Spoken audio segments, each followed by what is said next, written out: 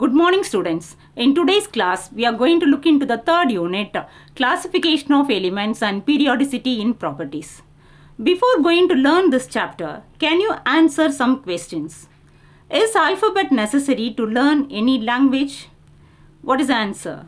The answer is yes. Why? Because we need alphabet to learn any language.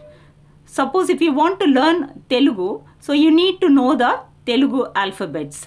In the same way, we need English alphabet to learn English. So based on this fact, some scientists considered chemistry as a language and periodic table as its alphabet character. In the same manner, there is a gradual growth in chemistry with the discovery of elements by scientists. In 1800, only 31 elements were there.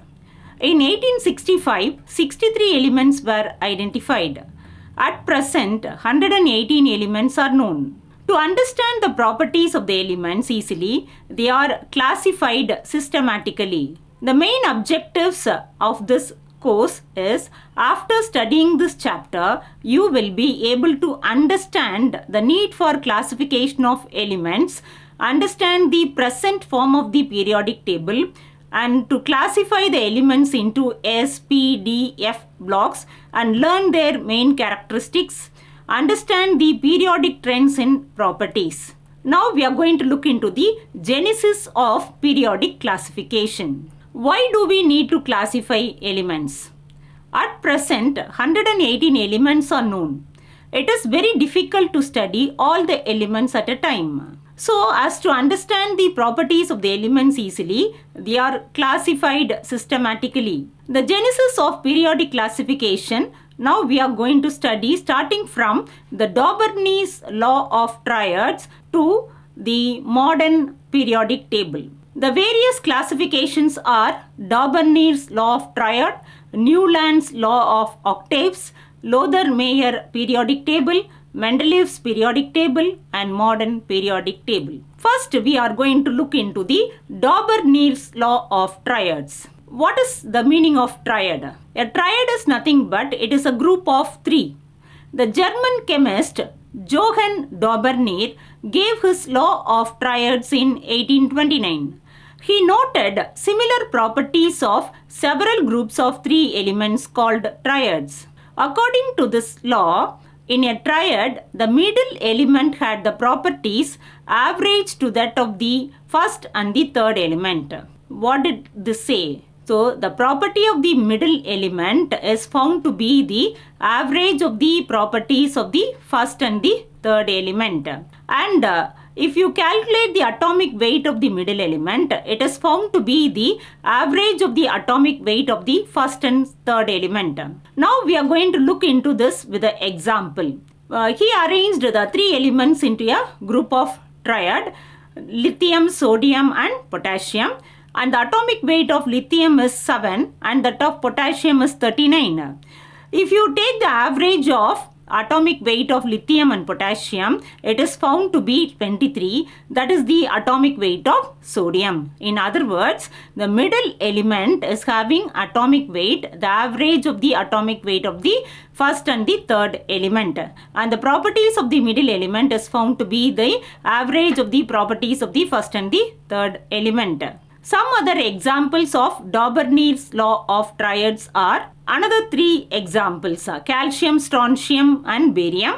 The atomic weight of calcium is 40, strontium is 88 and barium is 137. Now, the atomic weight of strontium is found to be the average of the atomic weights of calcium and barium. Another set of example is chlorine, bromine and iodine. The atomic weight of chlorine is 35.5 and iodine is 127 and that of bromine is the average of the atomic weight of chlorine and iodine, which is 80. So in other words, Daubernier noticed that the middle element of each of the triad has an atomic weight, average of the atomic weight of the other two elements.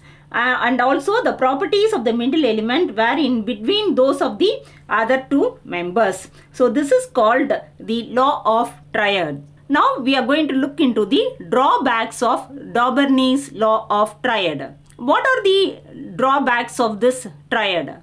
Only a few elements were known at that time. It became difficult to arrange the element in triads as some elements have almost similar atomic weight. Now let us look into the example of the elements which are having the similar atomic weights. For example, iron, cobalt and nickel. The atomic weight of iron is 55.85 and that of cobalt is 58.93 and that of nickel is 58.71. So now these elements have almost similar atomic weight. So that is the drawback of Dauberniers law of triad. So this law was disproved. Next we are going to look into the Newland's law of octaves and Lothar-Meyer periodic table.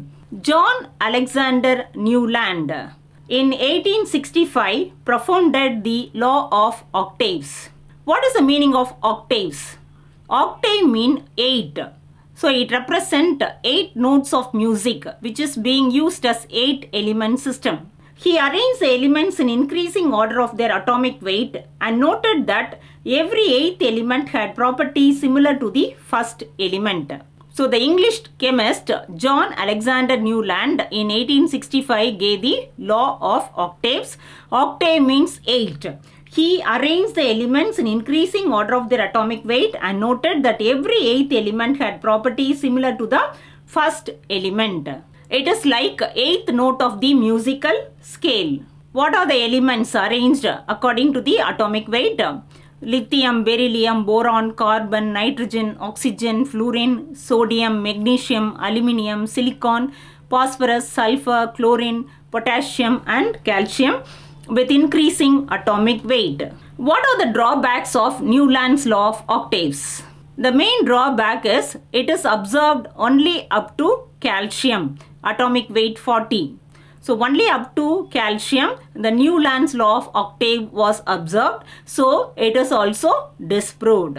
Now we are going to look into the third type, the Lothar-Meyer periodic table. The German chemist Lothar-Meyer classified the elements on the basis of their atomic weights. He plotted the physical properties such as atomic volume, melting point and boiling point against atomic weight and obtained a periodically repeated pattern.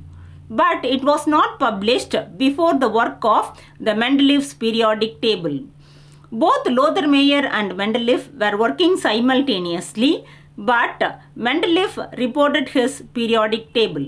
Now we are going to look into the Mendeleev's periodic table. The Russian chemist Dmitry Mendeleev said that the properties of the elements are periodic functions of their atomic weights. He constructed the first periodic table, also known as short form of periodic table. The important features of the Mendeleev periodic table: the vertical columns are known as groups and there are 9 groups, and the horizontal rows are called periods and there are totally 7 periods. So there are 9 groups starting from group 0 to group 8. Further, each group is divided into A and B subgroup except the 0th and the 8th group. The group 8 consists of transition triads.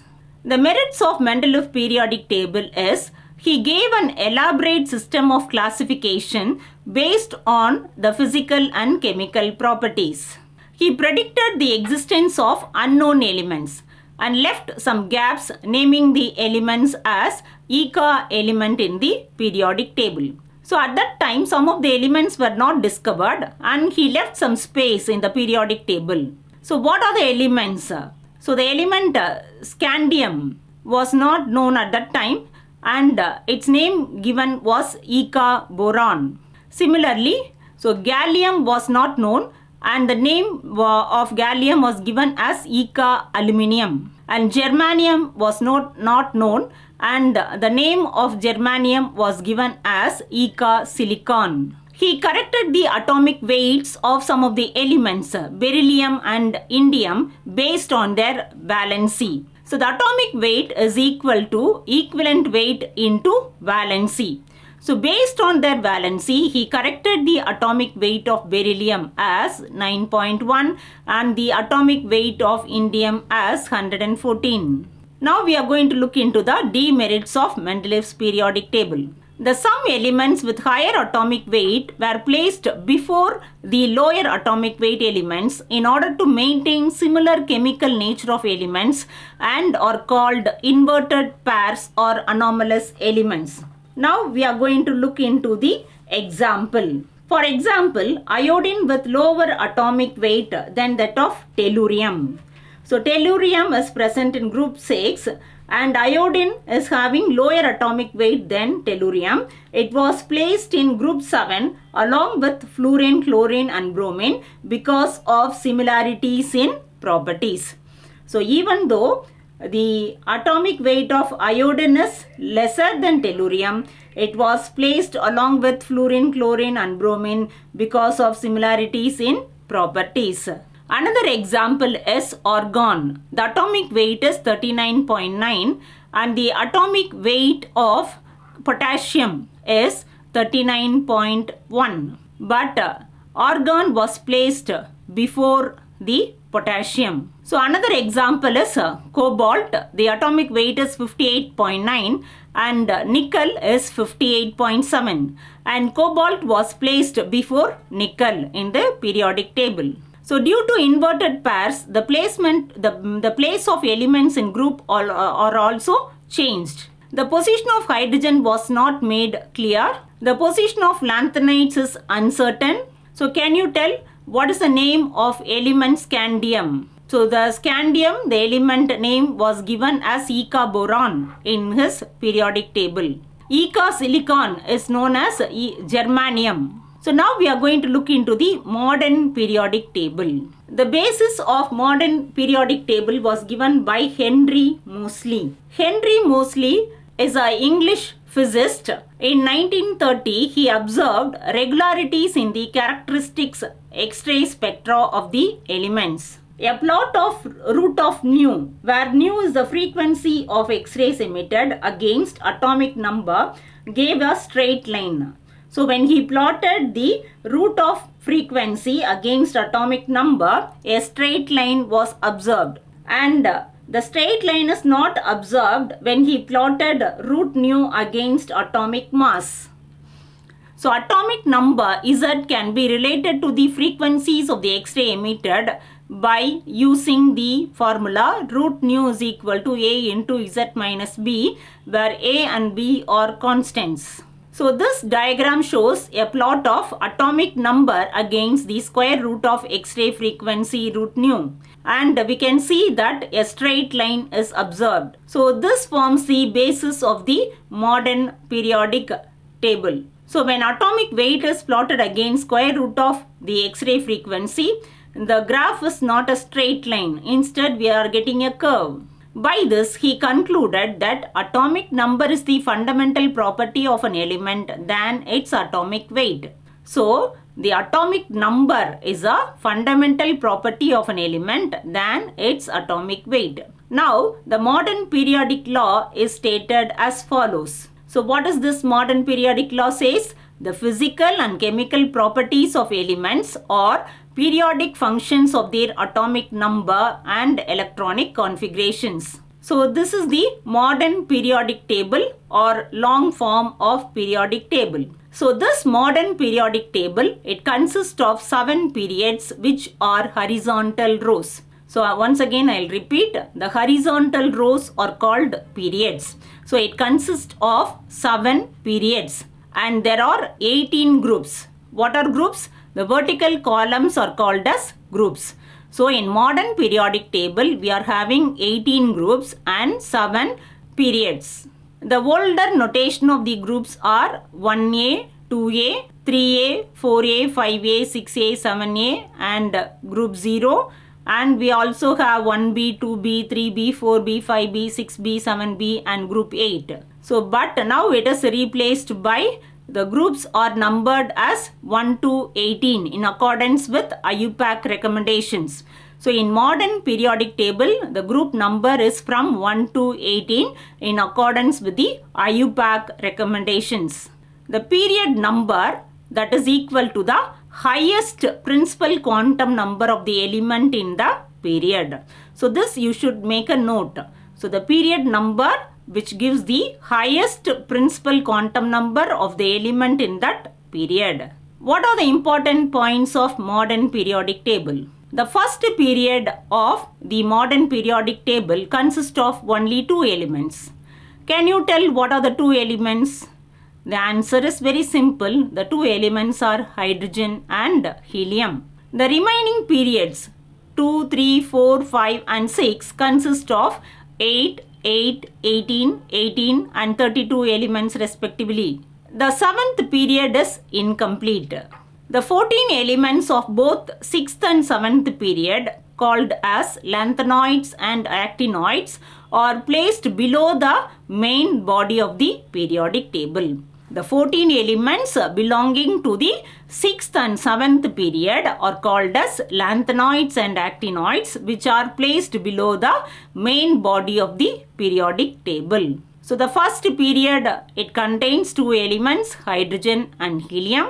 The second period, it contains 8 elements starting from lithium to neon, which is the noble gas.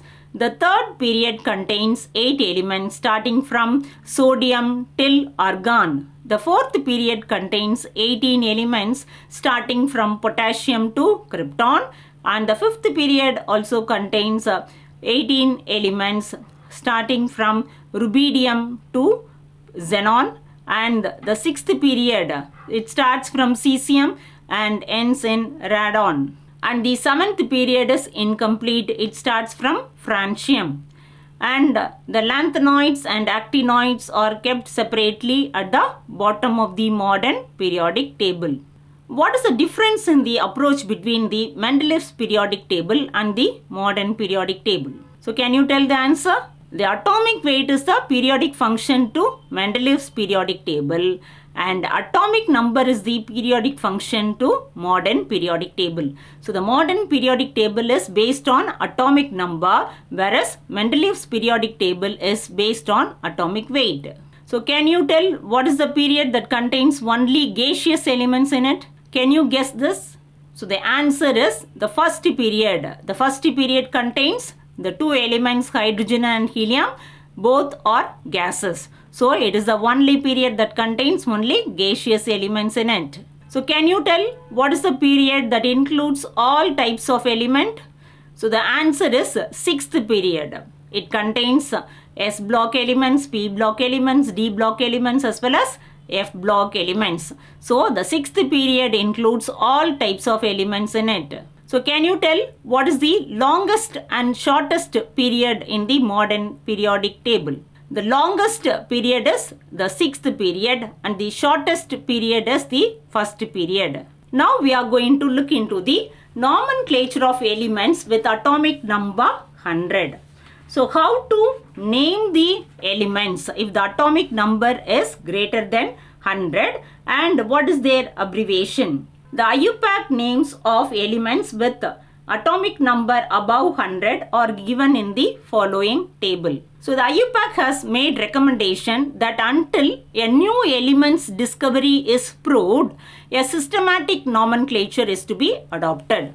Till a new element discovery is proved, we have to follow a systematic nomenclature which is given by IUPAC. So now we are going to learn the IUPAC nomenclature of elements. One, what should be the name given for the digit and the abbreviation. For the digit 0, the name should be given as nil, N-I-L, and the abbreviation is small n. For the digit 1, the name should be un, U-N, and the abbreviation is U. And for the digit 2, the name is bi, the abbreviation is B. For the digit 3, the name should be tri, so the abbreviation is T. And the digit 4, it is quad, and the abbreviation is Q. For the digit 5, the name is pent, and the abbreviation is small p.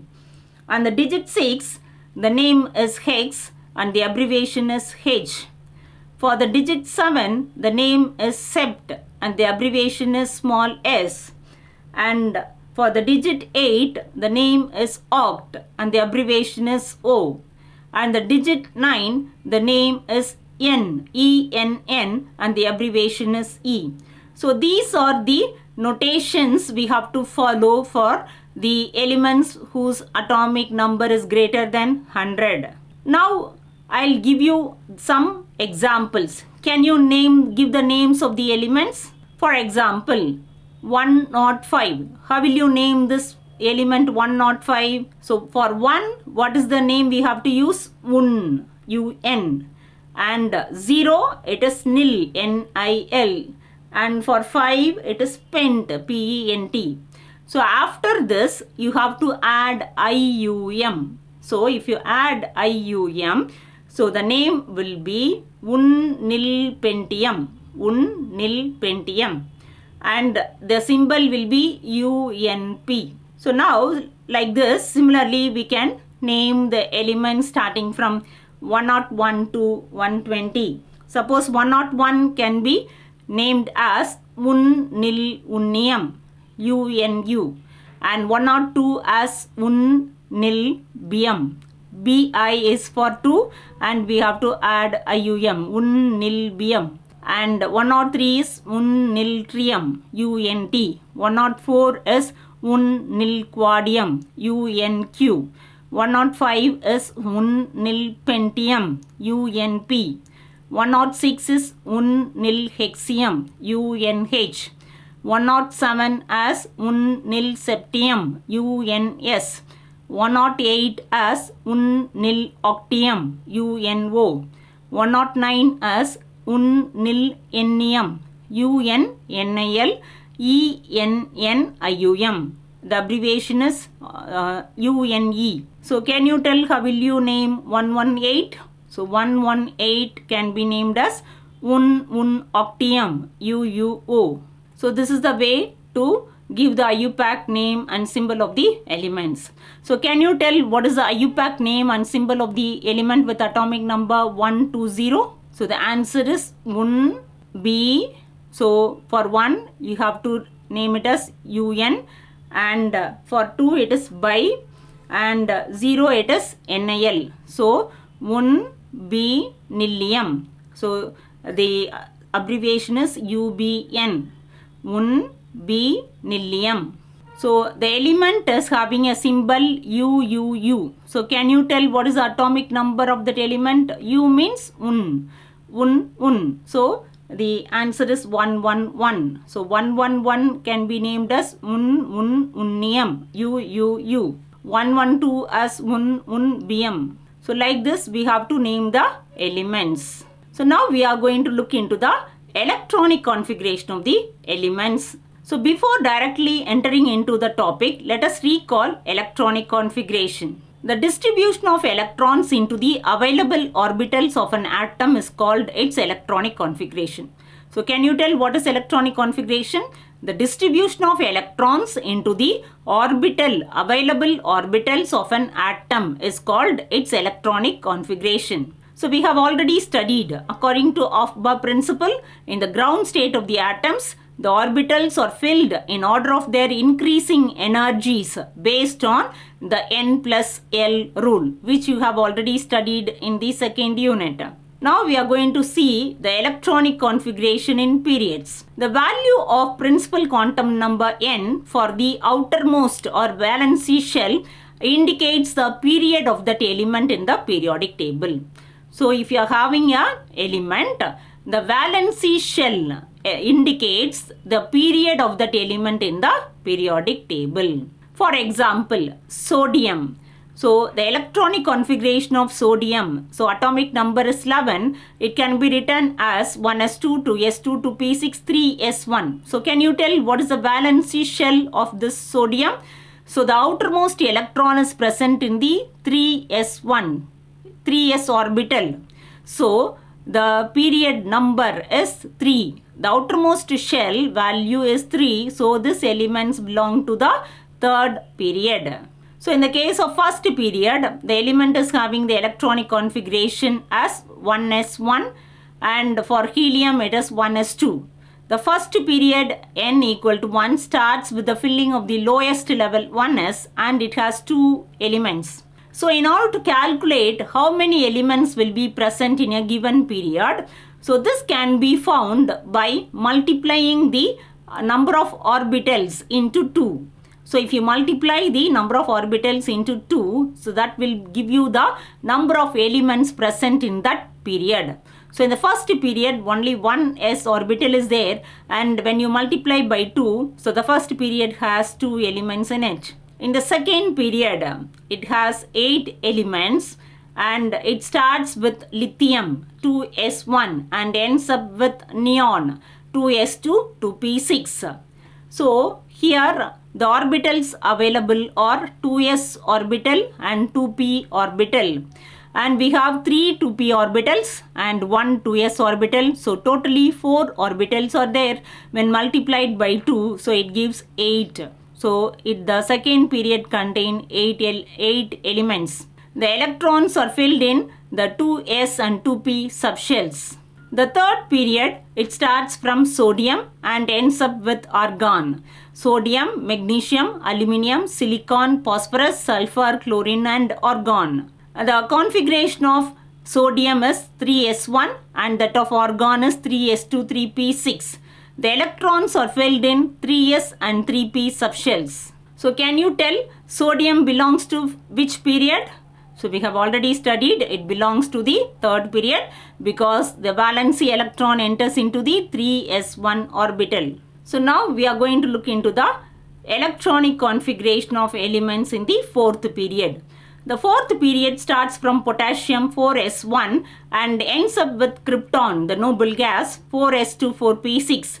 It has 18 elements. The electrons are filled in 4s, 3d and 4p subshells. It consists of the 3D transition series. So 10 elements starting from scandium. The atomic number of scandium is 21 and ends up with zinc. The atomic number of zinc is 30 with the electronic configuration of 3D1 4s2 to 3D10 4s2 respectively. So you have to remember this 3D elements. You have to remember the atomic number of scandium till the element zinc. So scandium, titanium, vanadium, chromium, manganese, iron, cobalt, nickel, copper and zinc. So these are the 3D transition elements containing 10 elements in it. The fifth period, it starts from rubidium, atomic number 37 and the electronic configuration is 5s1 and ends up with xenon with atomic number 54 and the electronic configuration of 5s2 and 5p6. It has 18 elements.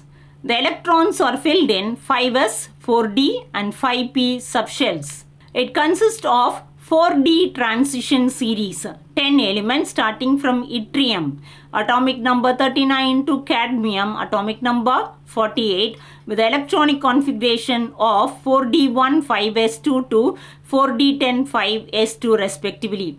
So can you tell what are the 10 elements of 4d transition series? Yttrium, zirconium, niobium, molybdenum, technetium, ruthenium, rhodium, palladium, silver, cadmium. So the sixth period, it starts from cesium with atomic number 55 and the electronic configuration of 6s1 and ends up with radon with the atomic number of 86 and electronic configuration of 6s2 6p6. It has 32 elements. The electrons are filled in 6s, 4f, 5d and 6p subshell. So only this period contains all types of electrons. The electrons are present in 6s, 4f, 5d as well as 6p or subshells. It consists of 5d transition series starting from lanthanum 57, atomic number 57 and ends up with mercury, atomic number 80. It includes the 4f inner transition elements starting from cerium 58 to lutetium, atomic number 71. So these are called the lanthanoids. The 14 elements starting from cerium to lutetium are called lanthanoids. They are kept separately at the bottom of the periodic table. The seventh period, it starts from francium, atomic number 87 and ends up with atomic number 118, octium. It is an incomplete period.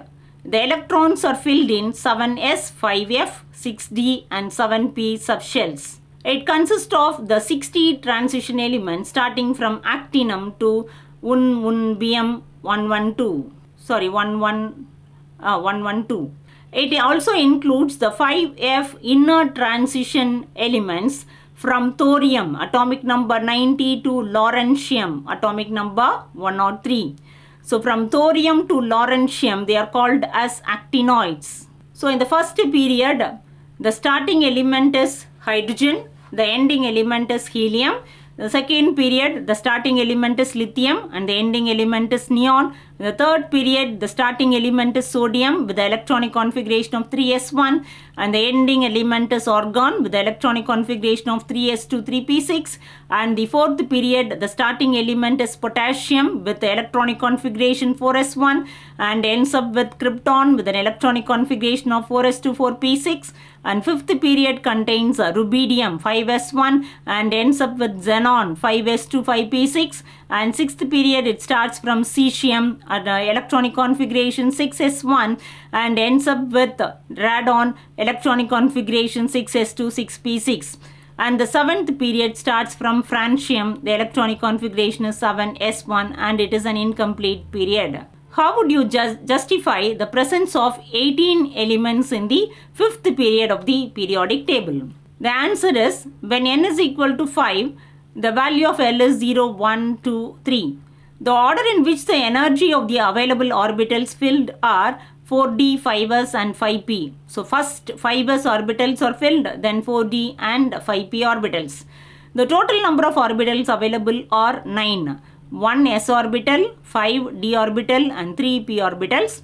The maximum electron that can accommodate is 18 and therefore 18 elements are there in the fifth period. So can you tell which one of the following element, 100th element in the periodic table?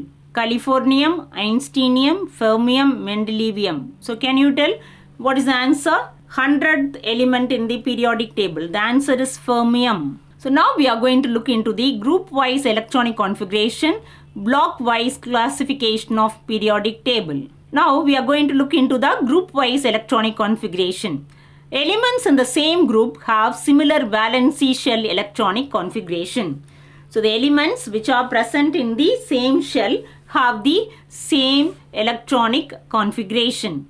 For group 1A, the elements have the valency shell electronic configuration as NS1. What are the elements in the first group? So the elements present in first group are lithium, sodium, potassium, rubidium, cesium and francium. They are called as alkali metals. So the electronic configuration is 1s2, 2s1 for lithium. So similarly for sodium it is 3s1, potassium 4s1, rubidium 5s1 and cesium 6s1 and francium 7s1. Now we are going to look into the electronic configuration of the elements present in S block, P block, D block and F block. Based on the distribution of electrons in the outermost orbitals, the elements can be classified into 4 blocks.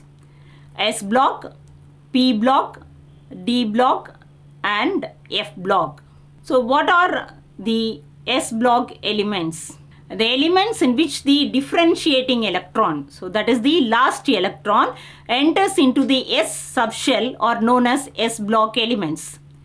It consists of 2 groups. So what are S block elements? The differentiating electron enter into the S subshell are called S block elements. It consists of 2 groups. What are the 2 groups? Group 1A and group 2A. Group 1A are called alkali metals and group 2A are called alkaline earth metals. Can you name the alkali metals? They are lithium, sodium, potassium, rubidium, cesium and francium.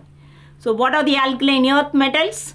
So they are beryllium, magnesium, calcium, strontium, barium and radium. The outermost electronic configuration of group 1A is NS1 because it is having 1 electron in the valency shell. So can you tell what is the electronic configuration of group 2A?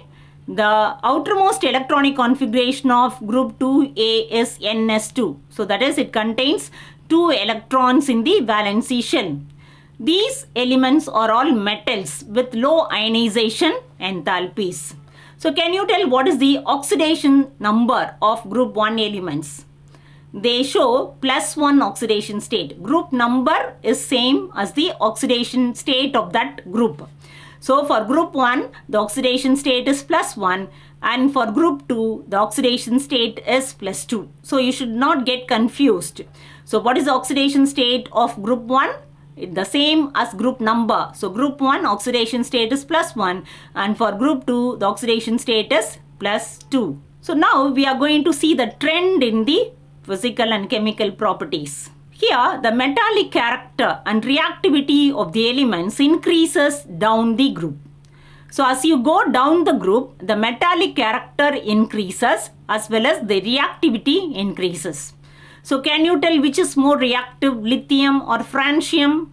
So the answer is francium is more reactive and it is more metallic. So the metallic character increases down the group and reactivity also increases down the group for group 1A and 2A.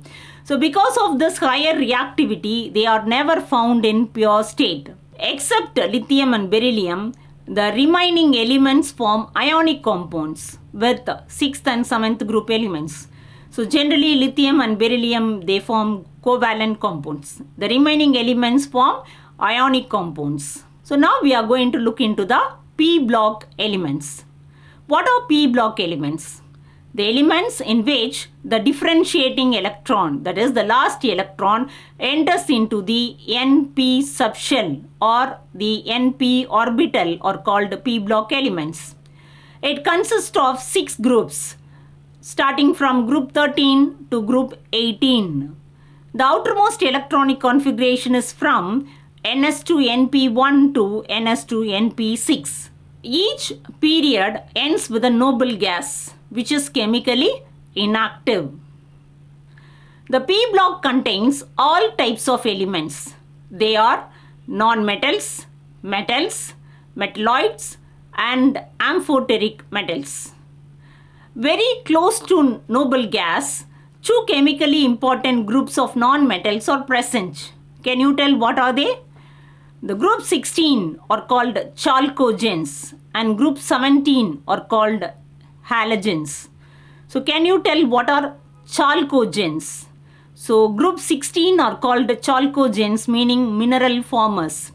So the elements present in group 16 are oxygen, sulfur, selenium, tellurium and polonium. And group 17 are called halogens, which are salt producer. So what are the elements present in group 17? They are fluorine, chlorine, bromine, iodine and astatine. The S block and P block elements together were called as represented elements. The group S and P block elements were called as normal elements or representative elements. So can you tell what is the outermost electronic configuration of alkali metals? The answer is NS1. So the alkali metals have the configuration NS1. So can you tell NS block, the metallic character and reactivity dash down the group? It increase or decrease? It increases down the group. So now we are going to look into the D block elements. The electronic configuration of D block elements, they are called as the transition elements. So these are the elements of group 3 to 12 in the center of the periodic table. So these are characterized by filling of inner d orbitals by electrons and therefore called as d block elements. So what are d block elements? The elements in which the differentiating electron enters into the n-1 d subshell are called d block elements. It consists of 10 groups starting from 3 to 12 in the middle of the periodic table. The general outer electronic configuration is given as n-1 d1 to 10 and ns 0 to 2. So it is an important question. You should know the general electronic configuration of d block elements. So can you tell what is the general electronic configuration? n-1 d1 to 10 ns 0 to 2. They are all metals. They mostly form colored ions. They exhibit variable oxidation state or variable valency. So they show paramagnetic nature. They are mainly used as catalyst. However, zinc, cadmium and mercury, which have electronic configuration of N-1 D10 NS2, do not show most of the properties of the transition elements. The transition metals form a bridge between the chemically active metals of S block elements and the less active elements of group 13 and 14, and thus they are named as transition elements. So their properties are chemically in between the active metals of S block and less active elements of group 13 and 14. Hence they are called transition elements. So now we are going to look into the F block elements, which are called as inner transition elements. The two rows of elements in the bottom of the periodic table are called as lanthanoids and actinoids. The elements in which the differentiating electron, that is the last electron, enters into the N-2F subshell are called F block elements. So now we are going to look into the outer electronic configuration of F block elements. It is very important.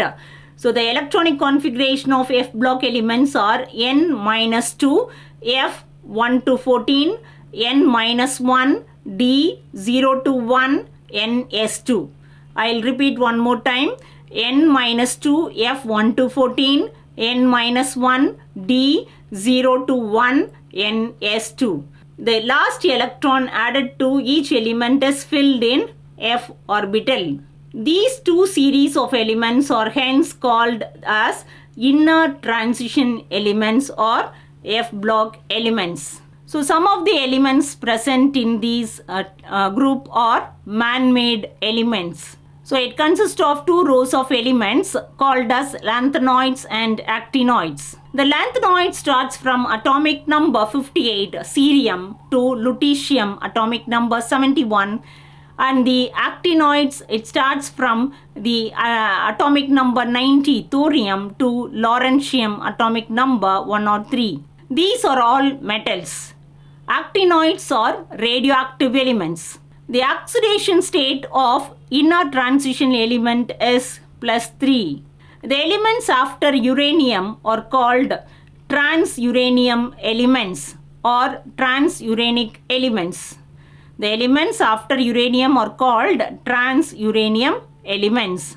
So can you tell what is the outermost electronic configuration of F block element? It is N-2 F1 to 14, N-1 D0 to 1 and NS2.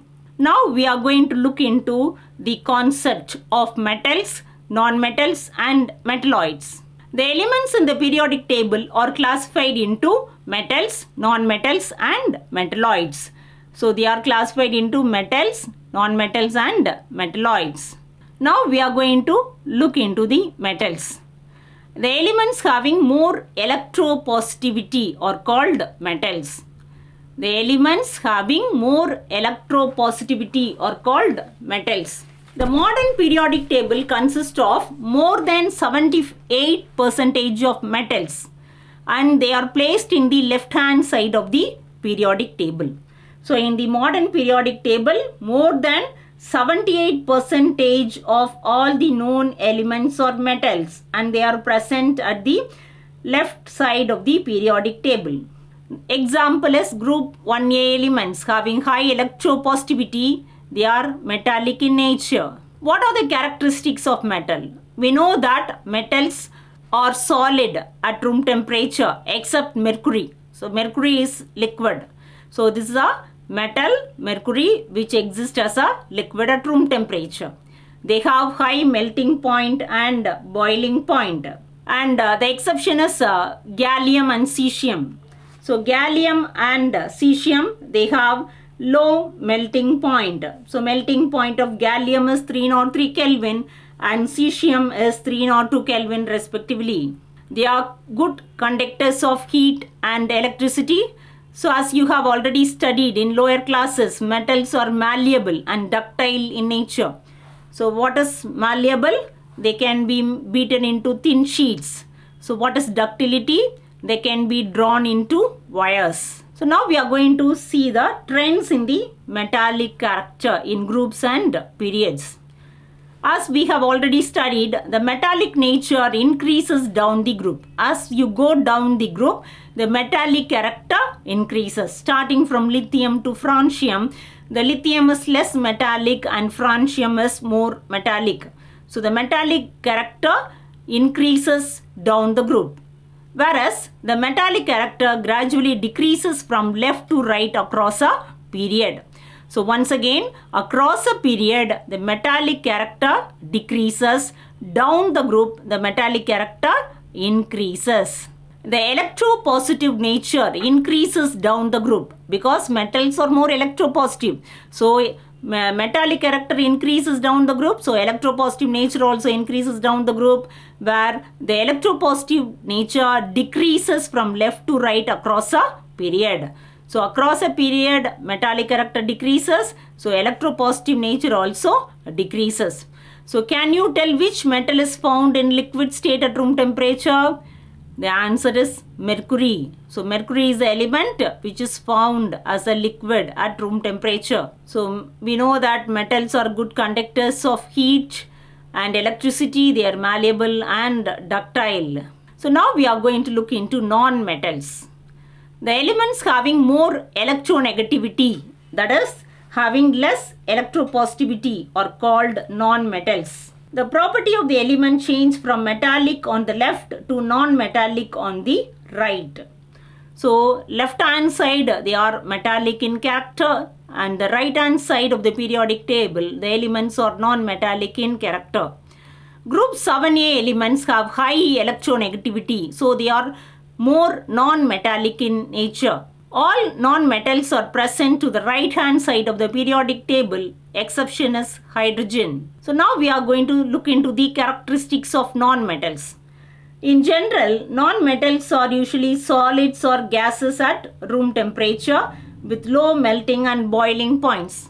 So exception is bromine. So bromine is a liquid at room temperature.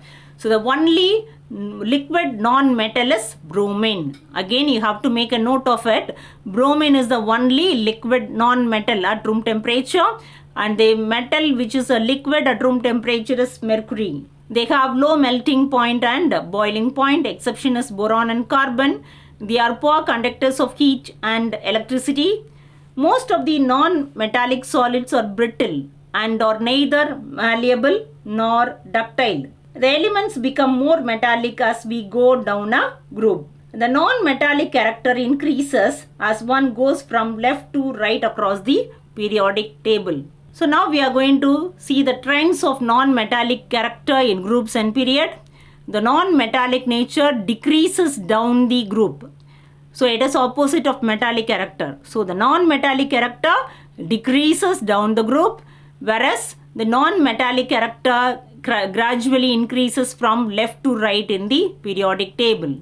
The reason is the electronegativity decreases down a group, whereas it increases from left to right in a period.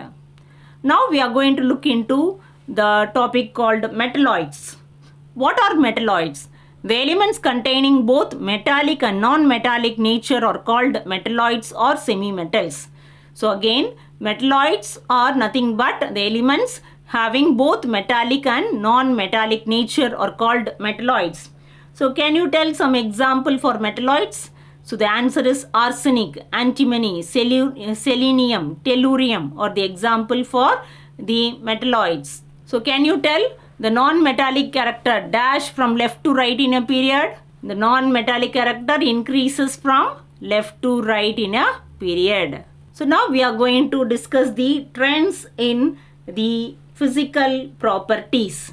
So we will discuss the periodic trends in physical properties with respect to the atomic radius, ionic radius, ionization enthalpy, electron gain enthalpy and electronegativity. Now we are going to look into the first term, atomic radius.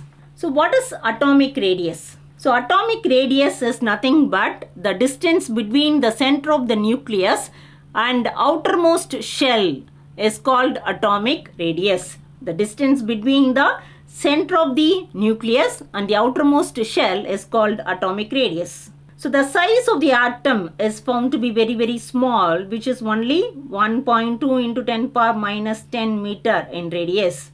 So the electron cloud surrounding the atom does not have a sharp boundary. So the determination of atomic size cannot be precise. So we can say there is no practical way by which the size of an individual atom can be measured. So but we can estimate the atomic size by knowing the distance between the atoms in the combined state.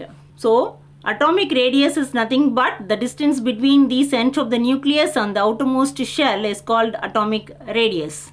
So the atom, it is very small in size, either in angstrom or picometer.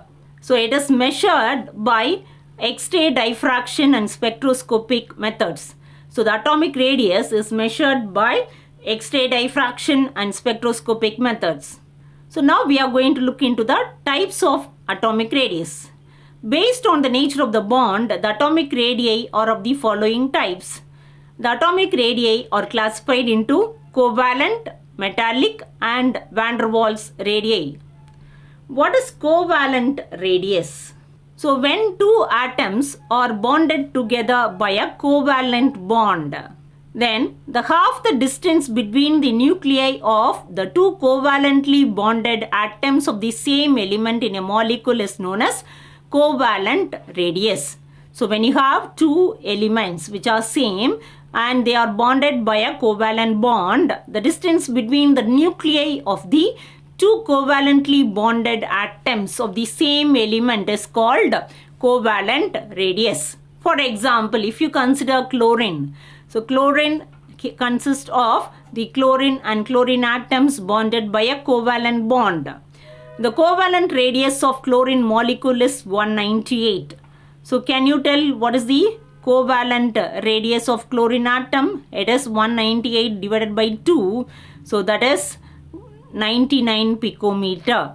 The distance between the nuclei of the two covalently bonded atoms of the same element is called as covalent radius. So the center of the nuclei, the distance between the center of the nuclei of chlorine molecule is 198 picometer. When it is divided by 2, we are getting the value as 99 picometer. So another example is in the case of metallic compounds. What is the metallic radius? So half the internuclear distance between two adjacent atoms of a metallic crystal is known as metallic radius. So in the case of metals, half the internuclear distance separating the metal cores in the metallic crystal is called metallic radius. For example, the metallic radius of copper. So the distance between the center of nuclei of the two copper atom is 256 picometer and divided by 2 it is 128 picometer. So next we are going to look into the van der Waals radius. So what is van der Waals radius?